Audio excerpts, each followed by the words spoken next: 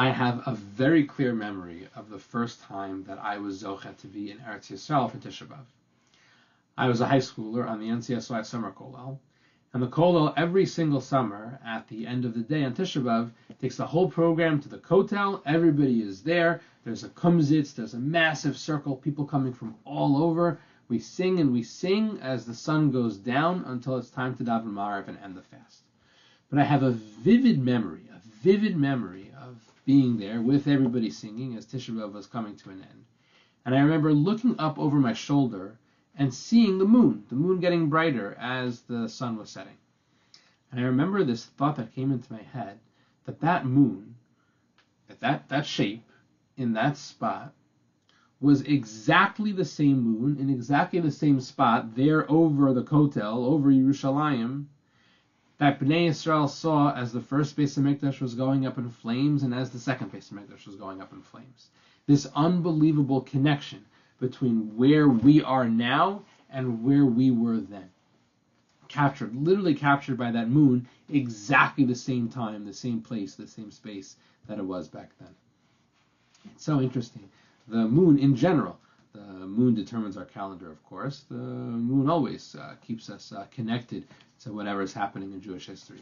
But particularly in the realm of Tisha B'Av, the moon symbolizes for us, on the one hand, the Churban, the Avelos, the mourning and destruction during the season. But also we can find messages of hope and inspiration as we come out of Tisha B'Av. Because the Shulchan Aruch, the Ramah, brings down in Taf Kuf Nun Aleph, Sif Ches, we have a practice to refrain from doing Kiddush Levana until after Tisha B'Av. Even if you have Motzei Shabbos occur late enough in the month, normally our practice is as soon as the first Motzei Shabbos of the month, assuming the moon is bright enough that we can benefit from it, immediately we say Kiddush Levana. Yet the Ramah quotes the Maharil, who says during Av we do not say Kiddush Levana until after Tisha B'Av. Why? He says because Kiddush Levana is a moment of Kabbalas Pnei Hashchina. It's a moment where we're accepting HaKadosh Baruch Hu. We're coming close with Hashem.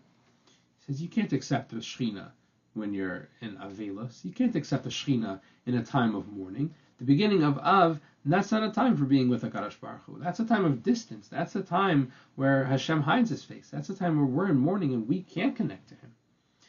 Therefore, that moon during those days, the first, the second, the third, fourth, fifth, sixth, seventh, eighth, ninth day of Av, that whole period of time, you look at that moon in the sky and it reminds us of the division. It reminds us of the mourning. It reminds us of how apart we are from HaKadosh Baruch Hu. And that's not a time for Kiddush Levana. Now, at the same time, goes without saying that once Tisha B'Av goes by and we do Kiddush Levana, so one could find inspiration from there. Right? Now the time of mourning has passed, and now the time of Simcha is able to reassert itself. We can reconnect. We're not divided from Hashem forever. We can do Kiddush Levana. However, you look at the Be'er Heitev right there on the spot in the Shulchan Aruch, and he quotes from the Arizal. It's not every day that the Be'er Heitev, the Shulchan Aruch, quotes the Arizal, but he quotes the Arizal who says that Motzei Tisha B'Av is not only okay for us to do Kiddush Levana, but now it is the perfect time for us to do Kiddush Levana. Why? The Arizal says there's an idea that Mashiach is born right after Tisha B'Av. And he says that moon then becomes the perfect moment, the perfect message, because Mashiach has the same message to Klal Yisrael after Tisha B'Av that he has to the moon after Tisha B'Av. And what is that? Right now, you're small, you're shrunken, but there's going to be rebirth. There's going to be growth. The reason why Klal Yisrael are so associated with the moon all the time is because we have that same cycle. We get smaller, and all of a sudden, we're gone. And it seems like it's pitch black, it's night, and there's never going to be a tomorrow. Yet, all of a sudden, at the darkest moment, you come back the next day, and the moon is back. And it's a little sliver, a tiny, tiny remnant of what used to be that full moon. But it gets bigger and bigger and bigger until it can grow to the beautiful full moon, the night of Tu B'Av, the night of tremendous joy. Therefore, that moon of Av, on the one hand, it reminds us of the mourning, the sadness, that tangible connection. You can look at that moon and remember, that was the moon that Bnei Yisrael saw as the Babylonians were coming into Yerushalayim. That was the moon Bnei Yisrael saw as the Romans were approaching the Beis Hamikdash. That's the moon that we can't sanctify because we are not with HaKadosh Baruch Hu during the period of time of the 9 days. But at the same time, Tisha B'Av comes, Tisha B'Av goes, and we know there's hope. We know there's a future. We know that there's rebirth.